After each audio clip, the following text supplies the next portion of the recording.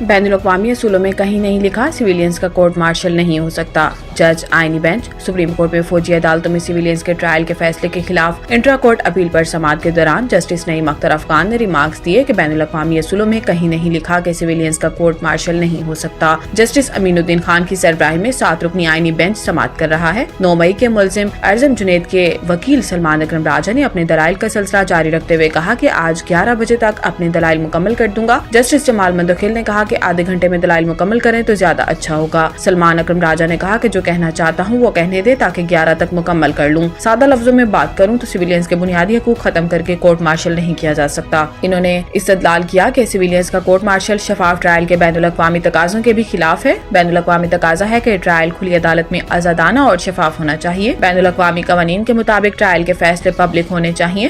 دنیا بھر کے ملٹری ٹریبیونلز کے فیصلوں کے خلاف اپیلیں عدالتوں میں جاتی ہیں. یورپی عدالت کے فیصلے نے کئی ممالک کو کورٹ مارشل کا طریقہ کار بھی تبدیل کرنے پر مجبور کیا.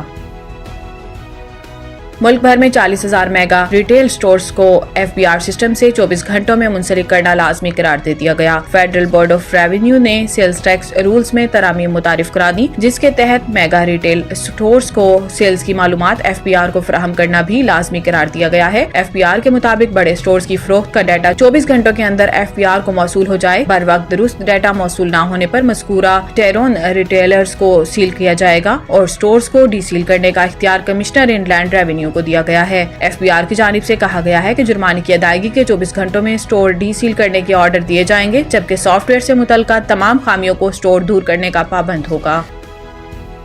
نائب وزیر اعظم اور وزیر خارجہ اسحاق ڈار نے کہا ہے کہ پاکستان کو پیروں پر کھڑا ہونے میں 12 سے 15 سال لگ سکتے ہیں. ملک کے لیے سیاست کو داؤ پر لگانا پڑا تو لگائیں گے. نیو یارک میں اوورسیز پاکستانی کمیونٹی سے خطاب کرتے ہوئے وزیر خارجہ اسحاق ڈار کا کہنا تھا کہ پوری دنیا گلوبل چیلنجز سے گزر رہی ہے. عالمی مسائل پر بات چیت اور غور و فکر کے لیے جمع ہوئے ہیں. جب بھی امریکہ کا دورہ کیا تو پاکستانی کمیونٹی سے ملاقات کو ترجیح دی. انہوں نے کہا کہ ملک 2017 میں 3 سال بعد دنیا کی 24ویں معیشت بن گیا تھا اور دیوالیہ ہونے جا رہا تھا. وزیر اعظم شہباز شریف کی صدارت میں اتحادی حکومت بنی. ہم نے فیصلہ کیا ملک ہے تو سیاست ہے. PDM کی 16 ماہ کی گورنمنٹ میں چوتھی بار وزیر خزانہ بنا. بڑی کوششوں کے بعد بھیانک معاشی صورتحال کی سمت تبدیل کی.